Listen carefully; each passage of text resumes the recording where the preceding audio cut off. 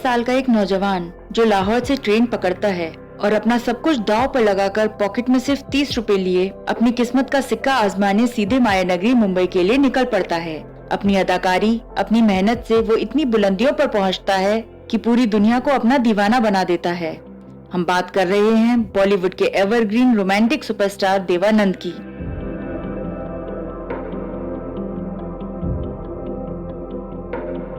जिंदा दिली, romance, style और जोश से भरे देवानंद अपनी बेहतरीन अंदाज और खूबसूरती की वजह से दुनिया भर में लाखों फैंस के दिलों पर आज भी राज करते हैं।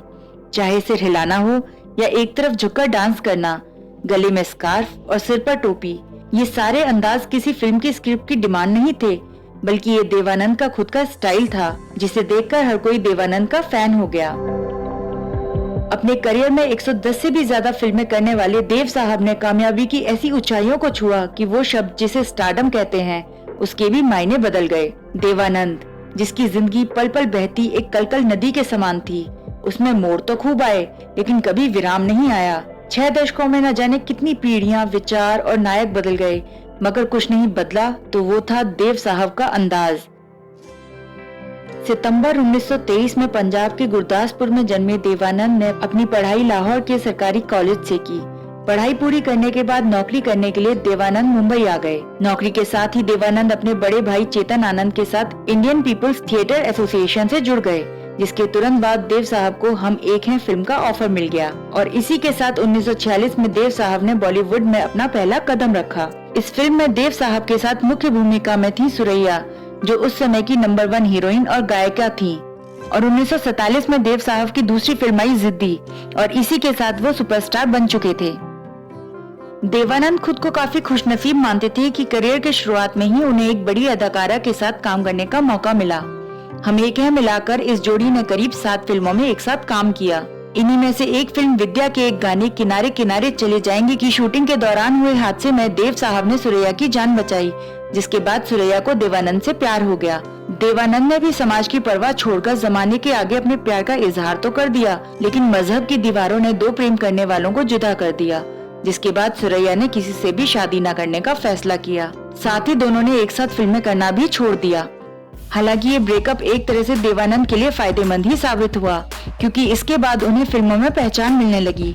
ब्रेकअप का दुख कम और फिल्मों में मिलती पहचान ने देव साहब की जिंदगी को थमने नहीं दिया और वर्सेटाइल देवानंद ने एक के बाद एक अनेक हिट फिल्में दी। 1950 और 60 का दशक देव साहब के लिए सिर्फ और सिर्फ कामयाबी लेकर आया।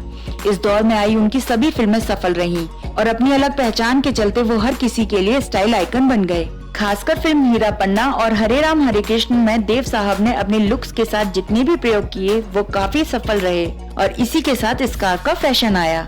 अगर आप शाहरुख की फिल्म मोहब्बत है और देव साहब की फिल्म देखें तो आपको पता चलेगा कि कंधे पर स्वेटर डालने का ट्रेंड शाहरुख ने नहीं बल्कि सालों पहले देव साहब ने शुरू किया था। ये सारे ट्रेंड शुरू करने वाले देव साहब ने इन सभी को सिर्फ रील ही नहीं बल्कि अपनी रियल लाइफ में भी अपनाया था।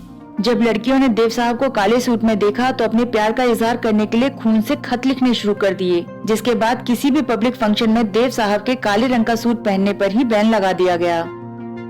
सभी के दिलों पर राज करने वाले एक्टर देवानंद के सुरैया और जीनत के अलावा और भी कई अफेयर्स रहे। देव साहब ने अपनी ऑटोबायोग्राफी रोमांसिंग विद लाइफ में लिखा था कि मैं वास्तविक जीवन में एक स्कर्ट चेजर नहीं हूँ। महिलाएं हमेशा सामने से पहल करती थीं और मैं बस जवाब देता था। अपने करीब 65 साल के पूरे करियर में देव साहब ने कुल 114 हिंदी फिल्मों में काम किया, जिनमें से 104 में उन्होंने सोलो लीड रोल प्ले किया। बहुत कम लोग जानते हैं कि देव साहब को कहानी लिखने का भी शौक था। उन्होंने कुल 13 फिल्मों की कहानी भी लिखी। इसके अलावा उन्होंने 2 अंग्रेजी फिल्मों में भी काम किया। 3 दिसंबर 2011 को लंदन में काफी समय से बीमार चल रहे देव साहब ने दुनिया को अलविदा कह दिया। देव साहब की तस्वीर आज भी लोगों के जहन में एक ऐसे शख्स की है जिसका पैमाना न केवल जिंदगी की रुमानियत से लबरेज था बल्कि जिसकी मौजूदगी आसपास के माहौल को भी नई ताजगी से भर देती थी।